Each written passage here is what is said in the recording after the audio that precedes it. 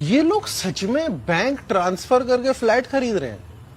Are you seriously telling me Bihar के मंत्रियों में ऐसी करप्शन चल रही है? अरे मैंने सिर्फ एक छोटा सा जारी किया है, अभी उस व्यक्ति को ये मालूम नहीं है। मैंने फ्लैट तो 25 लाख में थोड़ी खरीदा गया है। हाँ, वो तो 82 या कुछ 86 लाख का। हाँ, ठीक है। मैंने उसका एक ट्रांजैक्शन बताया। You talking about the health minister of Bihar? हाँ, is he still the health minister? हाँ, still the health minister and one of the so called biggest leaders of BJP. आप कह रहे हैं बीजेपी को क्या हुआ है? हाँ। अब भाई साहब ने 25 लाख रुपए अपने ही पार्टी के ट्रेजरर से घूस लिया है।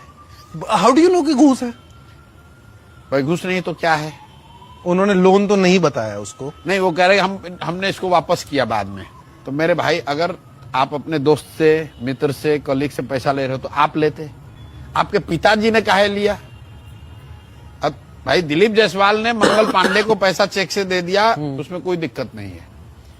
मंगल पांडे के पिताजी को काहे पैसा दिए? उनका तर्क यह है कि हम तो इतने ऑनेस्ट हैं।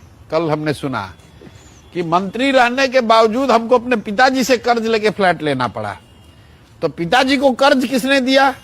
जायसवाल जी ने, दिलीप जायसवाल जी ने, जो कि मेडिकल कॉलेज पर कब्जा करके बैठे हुए हैं। उनका कब्जा है?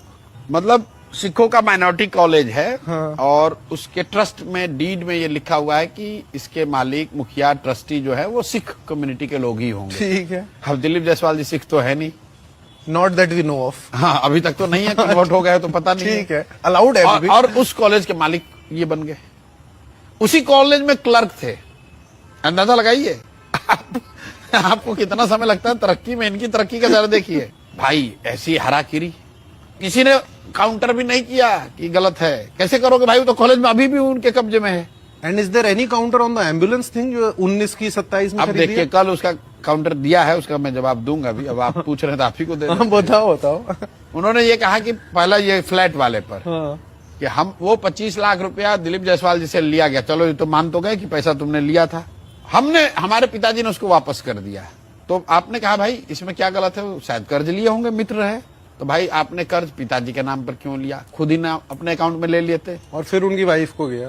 अब उनको ये बता दो कि बाकी 86 लाख में जो 86 - 25 बाकी का पैसा कैसे दियो, ये बता दो।